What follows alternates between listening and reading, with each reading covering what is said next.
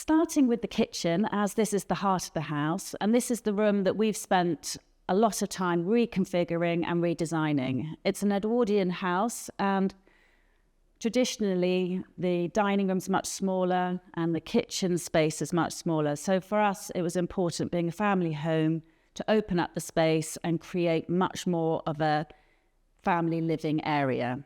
Kitchen designers will often talk about the golden triangle when you're working out the spatial planning within your kitchen. The kind of key distances between your sink, your cooker and your fridge, and the space around it that you need to move and who else is going to be in the kitchen, the high traffic areas.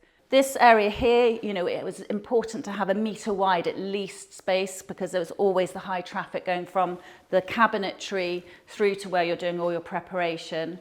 And then we also, between our fridge and our sink area, again, the narrowest it could possibly be was a metre wide there. And so it's kind of key traffic areas that you want to make sure that you've thought through. Where I'm stood now used to be a dirty, mouldy alleyway between the house and the garage. When we reconfigured this space, it was really important for us to use this area, but we knew that we had a kind of restriction on how wide it would be, because we were keeping the existing garage and opening between the house. And what was important is to bring as much light in, and so we vaulted up the glass as high as we could between the two spaces, and having the kitchen table as an anchoring within the space.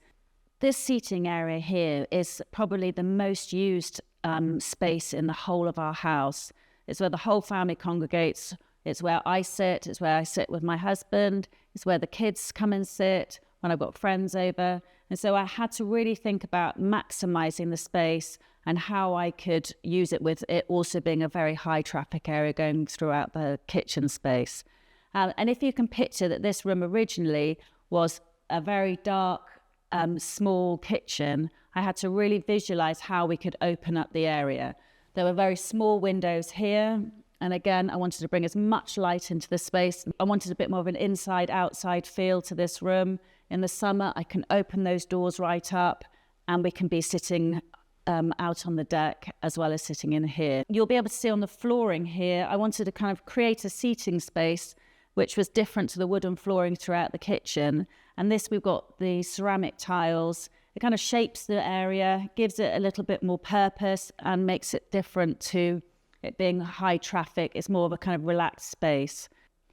For the colour scheme in our kitchen, I've chosen to go for much more of a neutral background, because I wanted to be bringing in much more vibrant coloured accessories. This is my style. It's much more eclectic, but also it works well with a northeasterly facing room, which this room is. And it means that we've tonally played with a kind of lighter grey mink backdrop on the main paintwork, and then with warmer, darker minks coming into the other paintwork within the room. With this room, I started actually with the colours of the lamps that I found over in Amsterdam.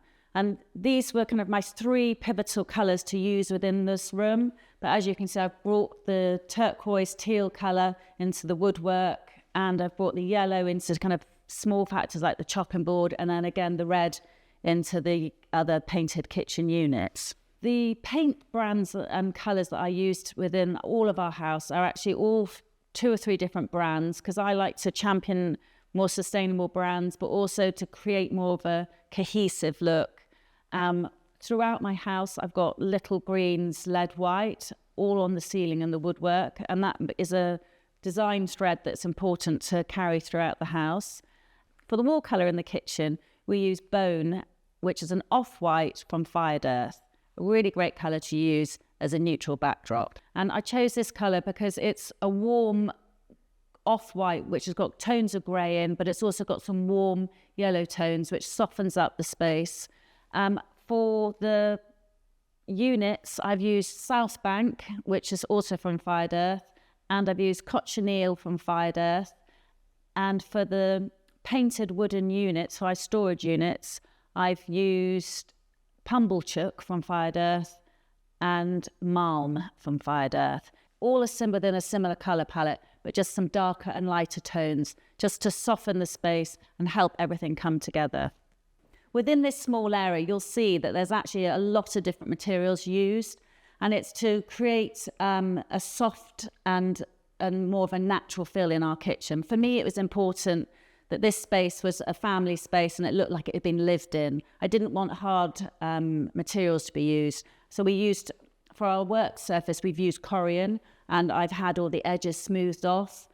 We've used wood, which we've painted with a matte paint finish. I've used tiling in an old existing fireplace. And this is that I've tied in within the flooring in another area of the kitchen, just to kind of give a design thread that works within both spaces.